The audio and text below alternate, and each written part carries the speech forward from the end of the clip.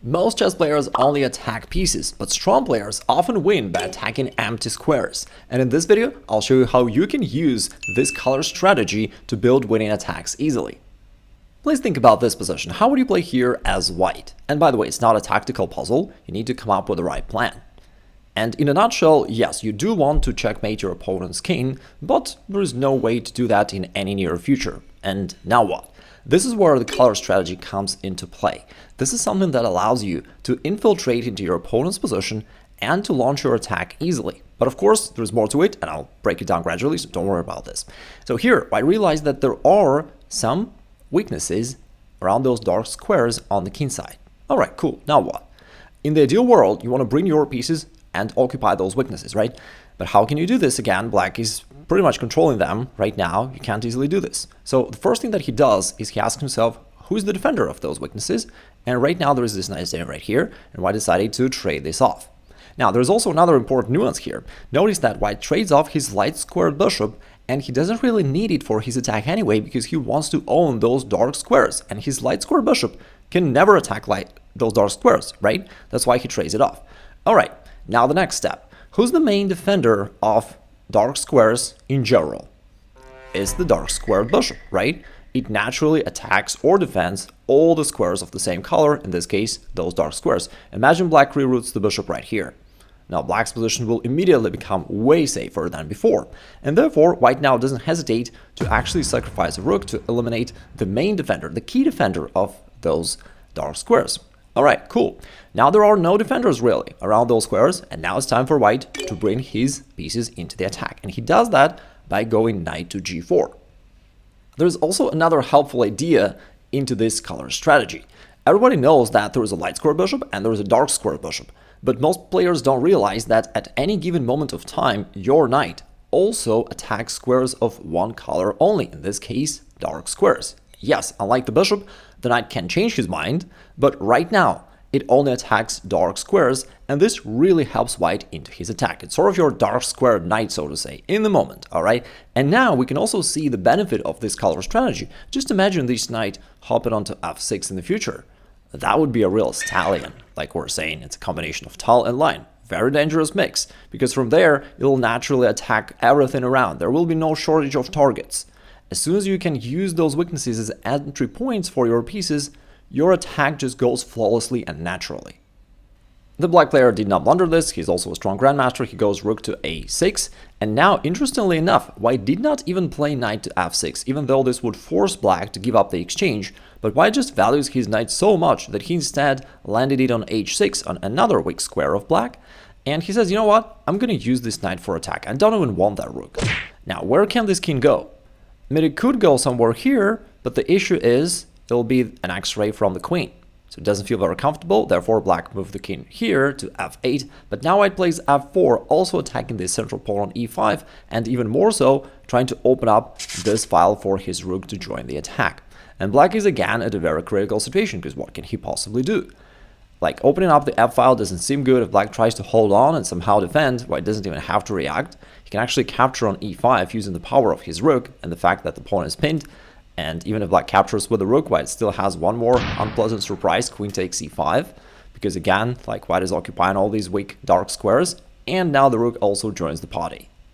And if instead black captures this pawn on f4, then you can clearly see why this color strategy is so effective. Because your attack just goes seamlessly, because it faces no opposition. And you can use all these weaknesses to infiltrate into your opponent's position, occupy these weak squares, and then, you know, they naturally begin attacking everything. You don't even have to worry about targets. It just works. And now we'll see how this color strategy can help you in complex tactical positions. Here it is white to move, but there is an issue.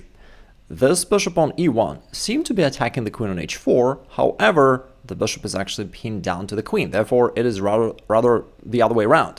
It is more of the black queen actually attacks this bishop, and the rook as well. Therefore, for white it's really critical. If white doesn't do something very quickly, he's just gonna lose because black will capture this bishop on e1. Alright, now most players would probably just start delivering various random checks, and then if they're lucky enough, they might end up with a perpetual check. If they're not lucky enough, they would run out of checks one way or the other, and then would just lose the game because black would capture this bishop on e1. But when you understand this color strategy, you start thinking about it differently. Because you understand, first of all, that right here you have sort of a light squared queen that already gives you a clue, right? Why am I talking about the light squared queen? Of course, the queen can go to any square, but a queen is sort of a daughter of a bishop and a rook. I mean, it might be a bit of an awkward analogy, but you get the point. The queen actually moves as a bishop and a rook, and therefore, when it stands on a light square, it controls naturally way more light squares, and therefore you can try to make use of this and attack those light squares into your opponent's position. Alright, cool. Now what? The next thing is, you don't want to just own those empty squares, of course. You want to use them to attack opponent's pieces. Now, we can see the king. Clearly, that is a very direct object of an attack. We can attack it right away, one way or the other, and take aim at the king. Great. What else? There's also this rook on d1, and even though it stands far away, we can potentially try to keep making checks in such a way where we would eventually be able to hit both the king and the rook. And we can try to think about this. Where would be those light squares that we could use potentially to deliver those double attacks? Now imagine if your queen is somewhere here and the black king is on f8. You know, that would be a perfect case, right? We would attack both the king and the rook. Now I'm fantasizing, but that's the point. Like, for example, if I go here, the king comes here, and then queen to f3 would come with a double attack, right? So that's the point. And you just begin thinking about this. All right, let's come back to the starting position. So what kind of squares would fit that idea of a double attack to the king and rook? So to attack the rook, the queen needs to be somewhere here, maybe here, maybe here. All right, cool. So these are the squares that we're going to aim at. And by the way, the f1 square could also work for us because that would at least unpin the bishop and allow us potentially to capture the black queen. Would also be nice. Therefore, our goal is not just to randomly deliver checks, but to deliver checks in such a way where we could eventually bring the queen to one of these four squares with a check. And with that in mind, you can find the move queen to c8. And now for black, it's quite tough because if the king tries to hide, that doesn't really work because now our plan works with queen to c2. Not random checks, but queen c2, double attack, you win the rook and the game. Alright, what if instead the king moves here? Now, there are plenty of checks that you can potentially deliver here, but our goal, remember, was to bring the queen to one of these four squares. And therefore, the goal is not just to play any random check, but to make checks in such a way where your queen stays in control with these squares, with as many squares as you can. And the best way to do that is queen to c4, because from here we actually attack, or rather control, these three squares in one go. And now, depending on where the king moves, if it goes here, no problem, we can play queen c2. That's double attack, pretty cool. Alright, what else can black play?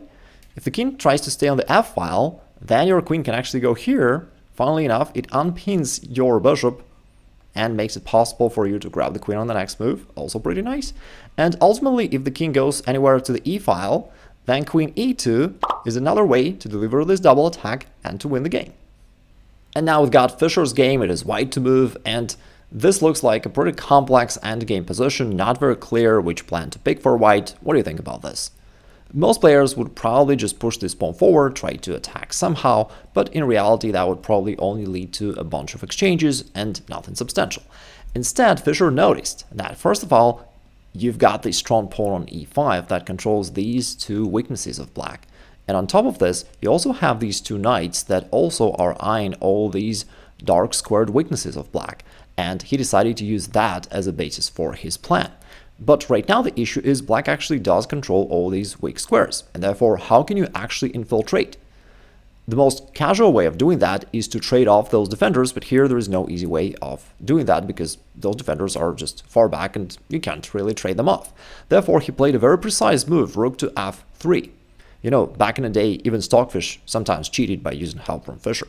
So here, rook to f3 aims to deflect this bishop, and after black played a move, now rook to h3 hits the pawn, and there is no convenient way for black to defend it other than moving the bishop back to f8, but it no longer guards this weak square on f6, and now Fischer can happily land his knight right there, delivering a check. The king has to move here, and as soon as you got your piece infiltrated into your opponent's position, natural attacking moves are just so easy to find, you know? You can go here, for instance, with a double attack and win a pawn right away. That pawn that black kind of tried to defend but failed. But on top of this knight is so strong that it also cuts off the black king really, really well. And that gave Fischer a hint that there might be something more interesting. And he played knight takes a5, a very sudden sacrifice in an endgame, which led to this quick, unexpected checkmate. Now, if you want to find plans like this in your own games, not just see them after someone explains them, I cover the entire thinking process step by step in my free masterclass, and the link is down below in the description. And if you want to get my complete middle game guide, you may like to watch this video next.